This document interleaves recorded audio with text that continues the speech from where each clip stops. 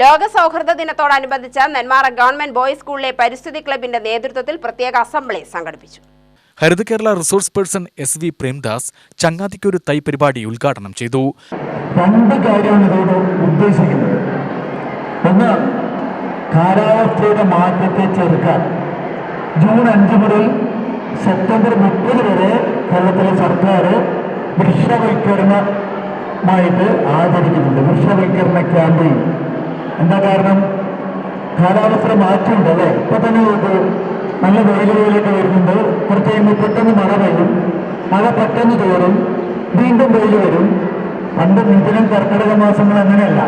നമ്മുടെ മുത്തശ്ശിമാരോടൊക്കെ ചോദിച്ചാൽ പറയും തോരാത്ത മഴയായിരുന്നു പറയും. അങ്ങനെയില്ല. മഴ വരണു പോണു, വെയിൽ വരുന്നു പോണു, അസുഖങ്ങൾ വന്നുകൊണ്ടിരിക്കണം. പലർക്കും പനിയൊക്കെ ഇപ്പോൾ അല്ലേ? അപ്പൊ കാലാവസ്ഥയിൽ വല്ലാത്ത മാറ്റത്തെ ചെറുക്കാനാണ് നമ്മൾ പ്രധാനമായിട്ട് വൃക്ഷവൽക്കരണ ക്യാമ്പയിൻ നടത്തുന്നത്. അതങ്ങനെ ചെറുക്കാൻ പറ്റും. കാർബൺ ഡൈ ഓക്സൈഡ് കൂടുതൽ വലിച്ചെടുക്കുന്ന ചെടികളാണ് നമ്മൾ നടുക. കുട്ടികൾ കൂട്ടുകാർക്ക് തൈ കൈമാറി സൗഹൃദം പങ്കുവച്ചു.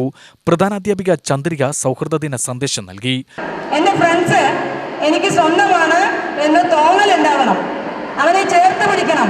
സഹപാഠികൾ പരസ്പരം സഹവർത്തിത്വം വേണം.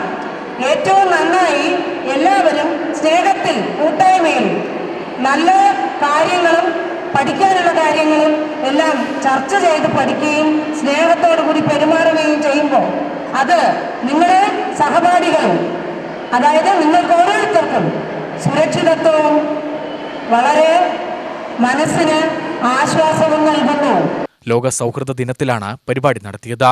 വംശം, നിറം, മതം എന്നിവ പരിഗണിക്കാതെ എല്ലാ മനുഷ്യർക്കിടയിലും സൗഹൃദവും കൂട്ടായ്മയും പ്രോത്സാഹിപ്പിക്കുന്നതിനു വേണ്ടി ഐക്യരാഷ്ട്രസഭയാണ് എല്ലാ വർഷവും ജൂലൈ 30-ന് സൗഹൃദ ദിനമായി ആചരിക്കുന്നത്.